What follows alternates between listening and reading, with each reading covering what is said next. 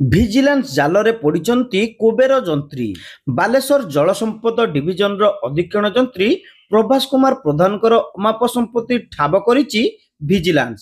5 କୋଟି ଟଙ୍କାରୁ ଅଧିକ ମୂଲ୍ୟର ସ୍ଥାବର ଅସ୍ଥାବର ସମ୍ପତ୍ତି ଠାବ କରାଯାଇଛି।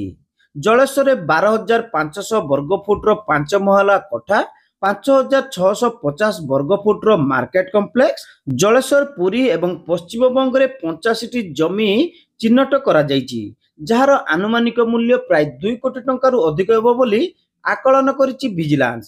ନଗଦ 11,70,000 ଟଙ୍କା ସହିତ ସୁନା ଗହଣା ଏବଂ ସୁନା ବିସ୍କୁଟକୁ ମିଶାଇ 218 ଗ୍ରାମ ସୁନା ଜବତ କରିବା ସହିତ ଗୋଟିଏ କାର ଏବଂ ସ୍କୁଟିକୁ ଜବତ କରିଛି ଭିଜିଲାନ୍ସ। ବାଲେଶ୍ୱର ସରକାରୀ ବାସଭବନରୁ ଟଙ୍କା, ସୁନା ଗହଣା, ବହୁ ଜମି ବାଡ଼ିର କାଗଜପତ୍ର, ପାସବୁକ୍ ଏବଂ ବୀମା କାଗଜପତ୍ରକୁ ଜବତ କରିଛି। ତାଙ୍କର ବ୍ୟାଙ୍କ, ପୋଷ୍ଟାଲ ଇନ୍ସୁରାନ୍ସ ଓ ଅନ୍ୟ ଜମା ସମ୍ପର୍କରେ ଭିଜିଲାନ୍ସ ଯାଞ୍ଚ କରିଥିଲା।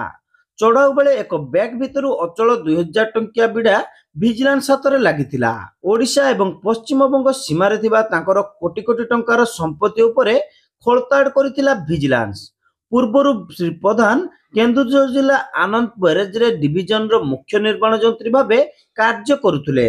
ଶୁକ୍ରବାର ଭୋର 4ଟା ସମୟରେ ଭିଜିଲାନ୍ସର ଏକ 9 ଜଣିଆ ଟିମ୍ ଶ୍ରୀ ପ୍ରଧାନଙ୍କର ବାଲେଶ୍ୱର ସହରର ଆଇଟିଆଇ ଛକରେ ଥିବା କାର୍ଯ୍ୟାଳୟ ଏବଂ ସରକାରୀ କ୍ୱାର୍ଟର୍ସରେ ଚଢ଼ାଉ କରିଥିଲେ। ସେହିପରି ଜଳେଶ୍ୱର ବଡ଼ବଜାର ସ୍ଥିତ ତାଙ୍କର ପୈତୃକ ବାସଭବନ, ନିର୍ମାଣାଧୀନ 1 ମହଲା କୋଠା, ବଡ଼ବଜାର ସ୍ଥିତ ମାର୍କେଟ କମ୍ପ୍ଲେକ୍ସ ଘର, ବାଲିଆପାଳ ମହିଷାମୁଣ୍ଡାରେ ଥିବା ଶ୍ୱଶୁର ଘର ଏବଂ ଜଳେଶ୍ୱର ଏକ ଅଞ୍ଚଳରେ ଚଢ଼ାଉ କରିଥିଲା ଭିଜିଲାନ୍ସ। ଏହି ଚଢ଼ାଉରେ ଭିଜିଲାନ୍ସ ବିଭାଗର 8ଟି ଦଳ ସାମିଲ ଥିଲେ। ବାଲେଶ୍ୱର ଭିଜିଲାନ୍ସ ଏସ୍ପି ନରହରି ନାୟକଙ୍କ ତତ୍ତ୍ୱାବଧାନରେ ଚଢ଼ାଉରେ ଅତିରିକ୍ତ ଏସ୍ପି, 4 ଡିଏସ୍ପି, 6 ଇନ୍ସପେକ୍ଟର, 7 ଏଏସ୍ଆଇଙ୍କ ସମେତ ମୋଟ 48 ଜଣ କର୍ମଚାରୀ ନିୟୋଜିତ ଥିଲେ।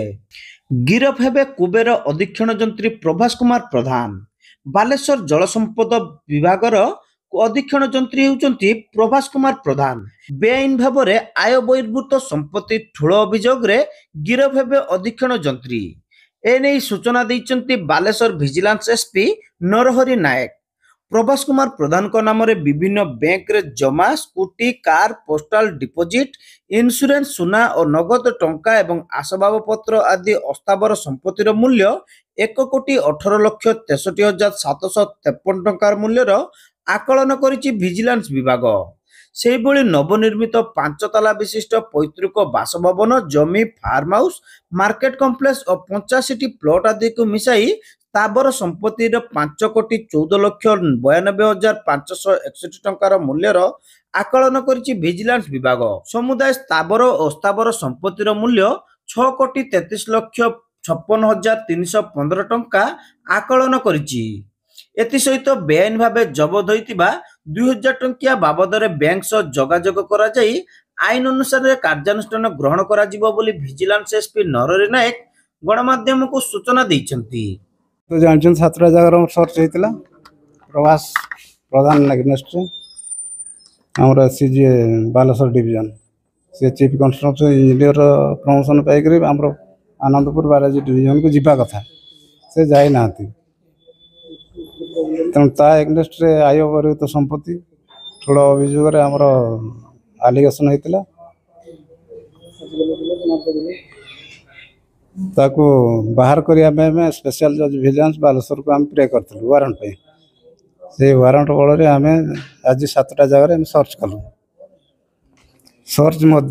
ସର୍ଚ୍ଚ ସମୟରେ ଆମେ ହେଲା ଗୋଟେ ଇଣ୍ଡିକା କାର୍ ଯାହାର କଷ୍ଟ 2,50,000, ଗୋଟେ ହୋଣ୍ଡା ଆକ୍ଟିଭା ଯାହାର ଦାମ ହେଲା 88,170,000, ଡିପୋଜିଟ୍ ଡିପୋଜିଟ୍ ଭେରିୟସ୍ ବ୍ୟାଙ୍କ 18,76,008 ଟଙ୍କା, ଡିପୋଜିଟ୍ ଇନ୍ ପୋଷ୍ଟାଲ 6,06,015 ଟଙ୍କା, deposit in various insurance company 53,20,750, gold ornament ହେଲା ଆମର 18,88,282, କ୍ୟାସ୍ ରେଡ଼ି କ୍ୟାସ୍ ହେଲା ଆମର 11,70,980 ଟଙ୍କା, ହାଉସ୍ ହୋଲ୍ଡ ଆର୍ଟିକିଲ୍ସ ପାଇଲୁ ଆମର 6,63,595, ଟୋଟାଲ ହେଲା କେତେ 1,63,63,753 है इमोबल आसेट्स माने अस्थावर संपत्ति आ गोटे 5 स्टोरी बिल्डिंग जार कॉस्ट 1,60,00,000 आ मार्केट कॉम्प्लेक्स टा 1,43,63,65,811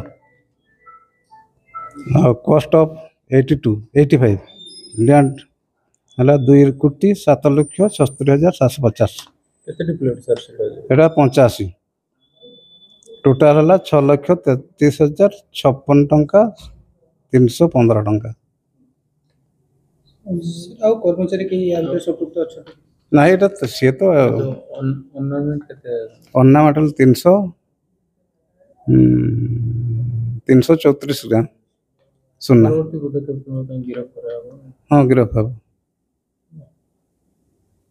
तो सर इंटरोगेशन प्रक्रिया जो रही है केते समय लागिवो काली संध्या पर्यंत अछि आज राति सारा तले प्रक्रिया जारी रही कोन जारी रही से कोठी कोन लिंक थिबो कोन नै से डिटेल ता देखियो प्रॉपर्टी कोठा आनला कहा सहित लिंक अछि सेटा देखियार अछि।